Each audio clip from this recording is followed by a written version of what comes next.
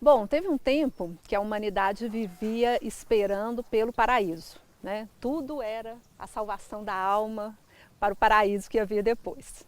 Passou essa época e veio a esperança da humanidade no progresso. A ciência vai nos levar a um tempo melhor.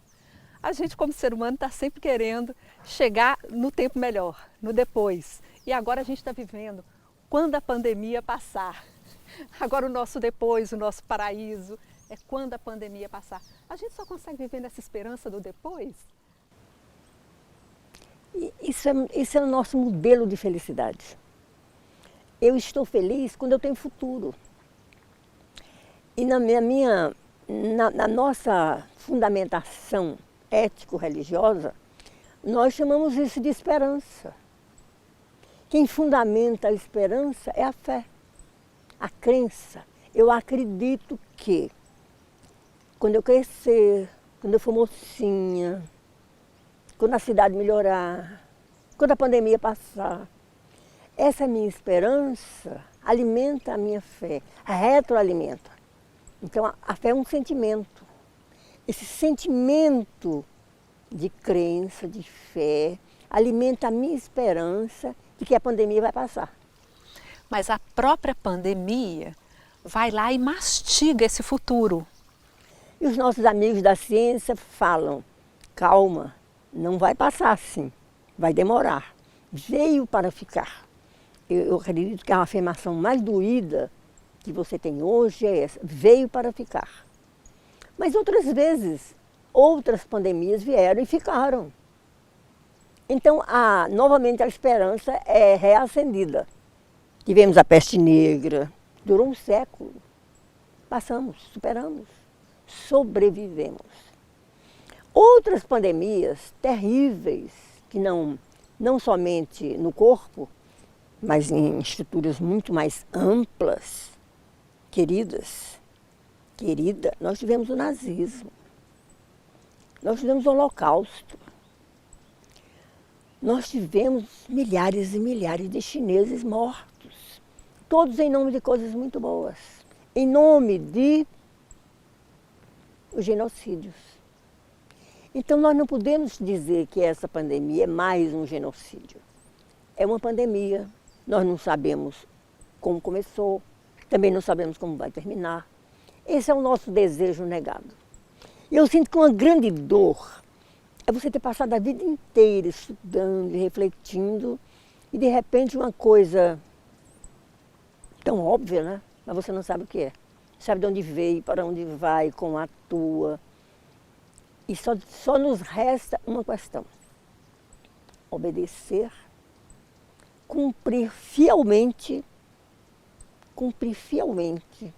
a máscara, a higiene, o isolamento, na tentativa de sobreviver, na esperança de sobreviver. E põe a gente numa grande questão, porque nós não somos, como grupo, né, humanidade, dados a grandes limites. Somos muito hedonistas, né? O nosso prazer em primeiro lugar, é a minha vontade em primeiro lugar, né? A gente está na época de celebração do eu, do ego, e agora o meu ego renuncia pelo bem coletivo a usar uma máscara, a não sair de casa, né? A certos limites. A disciplina não é uma coisa fácil para a gente. Mas a disciplina é fundamental. Não só uma disciplina externa, mas uma disciplina interna. Você veja, os raríssimos lugares que conseguiram conviver bem. Eu vi essa semana no jornal, eu li que uma cidadezinha pequena, de todas aquelas nomeadas, é a única que eu conheço, não teve nenhuma morte. Por quê? Eles disseram que nós cumprimos o distanciamento, o uso de máscara, não é a intensidade da vacinação. Porque a vacinação, ó santa ignorância, é possível que a vacinação esteja retroalimentando o vírus. Esteja insistindo que o vírus se refaça e encontre uma nova forma, né? Um novo modelo, porque ele é vivo. E nós estamos diante de uma mutação viva. Tudo que é vivo muda. Tudo que é vivo muda. E muda e muda. A grande questão da mudança é a própria mudança. Olha, há séculos, há milênios, os pré-socráticos nos falaram. Só existe uma permanência, a permanência da mudança. Você veja, tantos séculos depois, você tem hoje, como lição, né? Tudo que eles falaram é precioso. As universalidades, sempre universalidades, nunca particularidades. Então tudo muda, menos a mudança. E isso é um golpe na onipotência humana, né? É um golpe no ego, né? Porque veja, quanto tempo nós levamos para construir essa nossa persona, a nossa família, o nosso colégio, os nossos colégios, as nossas experiências acadêmicas, todos, como instituição e como pessoa, com a nossa participação, com o nosso esforço, construindo uma persona. É a persona quem dialoga com a alma e faz o diálogo entre as ânimas e o mundo externo. A intermediária. Se nós prestarmos atenção a essa formatação junguiana de persona, nós vamos entender que nós estamos dialogando muito mal com essa pandemia. Primeiro, tornando a pandemia distante. Não é a pandemia lá, é a pandemia cá. Ou seja, próxima da minha alma, dentro da minha casa. Nós temos que aprender a conviver, não só no corpo. Porque eu percebo que é uma dificuldade delicada aí, não é só no corpo. É só lavar a mão, usar máscara, reinventar o cotidiano, que mudou profundamente. Fazer o quê? É a forma de encarar. É a forma de encarar essa realidade nova e conviver com ela. Mas é muito duro. Por que te emociona? Me emociona porque eu tive uma adolescência linda. Eu sofro por essas crianças jovens que estão perdendo o contato da escola, o convívio com os amigos. Eu penso muito nos meus netinhos que estão entrando na adolescência agora. Porque eles vão perder esse contato fundamental, né? Essa socialização, essa troca. Maria de Lourdes, tudo que diz respeito a essa pandemia, na minha visão, me faz pensar coisas muito ambivalentes. Eu penso, a pandemia vai nos aproximar, porque nós vamos sentir mais falta do que a essência e a identidade. Mas também com medo, com a desconfiança, eu penso, a pandemia vai nos distanciar. Aí, por outro lado, eu penso, a pandemia vai nos tornar mais sensíveis ao percebermos a violência da separação, da desigualdade que a gente vive. Não, mas ela vai tornar a gente mais egoísta, cada um se defendendo do seu território. Tudo que eu penso sobre a pandemia me parece muito ambivalente, né? E outro dia eu ouvi uma filósofa, Viviane Mosé, falando uma frase que me ajudou a pensar isso, que ela diz: um prédio em demolição se parece muito com um prédio em construção. Então, às vezes a gente olha para a pandemia e fala, ela vai trazer alguma coisa de melhor para a gente. Às vezes a gente pensa, não, ela vai potencializar o pior do ser humano. Não, ela vai potencializar o melhor. Olha por quê.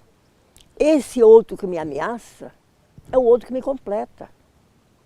Então, se eu sinto enorme solidão, eu tenho medo daquele que vem de fora, do mundo, da selva, mas ele me completa. Então, eu acredito o seguinte, que essa minha necessidade, essa minha incompletude e essa necessidade que eu sinto de complementação é muito maior do que o medo que eu tenho do contágio, porque eu finjo, eu faço de conta que me protejo. E ele faz de conta que se protege. Entre nós dois tem o vírus. Todos estamos expostos ao vírus. Sempre estivemos. Nós nunca fomos protegidos das bactérias, nunca. Nós criávamos imunidades, né? Então se alimentou seu filho muito bem. E o leite, o iogurte e o queijo para criar imunidade, né? Para ficar forte. Então, nós sempre convivemos com essas ameaças. Só que agora era uma ameaça crônica, agora ela é aguda. Sendo aguda e matando não sei quantas mil pessoas por dia, Isso é terrível. Isso é terrível. É mais terrível ainda porque nós dependemos, nesse momento, de políticas públicas. Porque a sua ação individual não atinge. Há necessidade de uma política pública que é o sagrado princípio da igualdade para você gerenciar qualquer coisa. A pandemia, no caso, você tem que entender a superação, porque a liberdade é uma utopia, a fraternidade é uma doutrina, mas a igualdade é um princípio aplicável.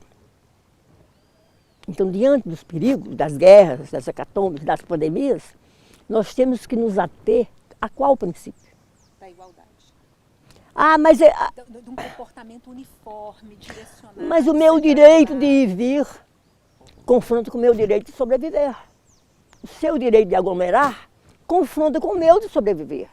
Então não é o princípio da liberdade, é o princípio da igualdade. E a igualdade demanda comando. Porque a liberdade é uma prática. E as práticas são múltiplas. As práticas não são uniformes. Eu fico muito assustada. Fico muito pena porque eu estou indo embora e eu queria ver o que é que vai acontecer. Eu sei que eu não vou ver, mas vocês vão ver. O que é que vai acontecer depois? Vai mudar alguma coisa? Ou vai recrudescer o enorme ego?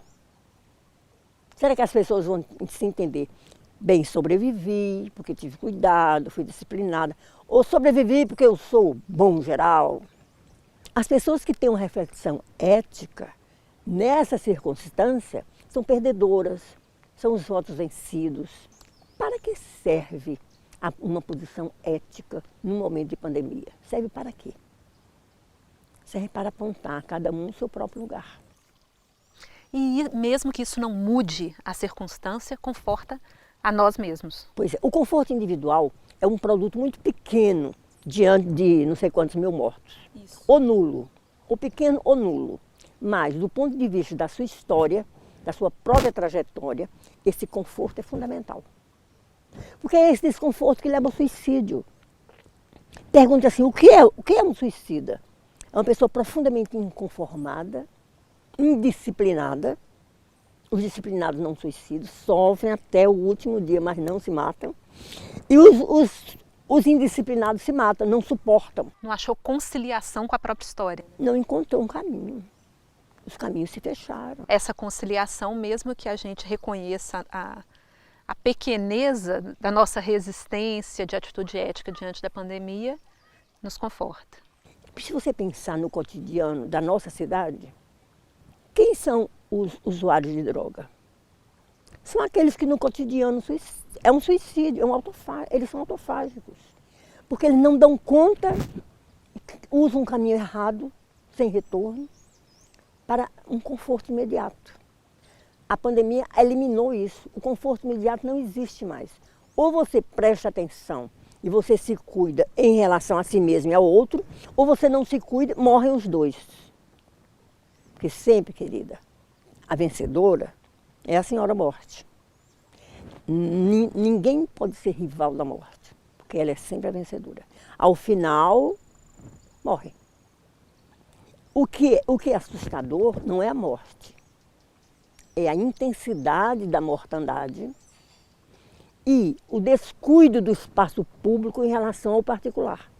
Porque qual foi a grande conquista do 18, com as revoluções, do 19, com a ideia do progresso? O 20 negou tudo, né? Lembra do Jung falando? O grande produto do iluminismo é a Primeira Guerra Mundial. Tecnológico, esplendorosa na tecnologia, a maior mortandade que já se viu. E depois, a pandemia. A pandemia depois da guerra. Preste atenção nesse século XX. Agora não é mais, como no começo dos tempos cristãos, salvar a alma. Agora é salvar o corpo. Não é?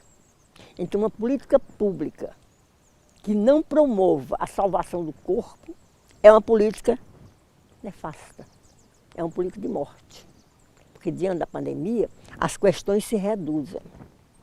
Grandes idealizações, nada disso. Realizações objetivas, focais e produtivas.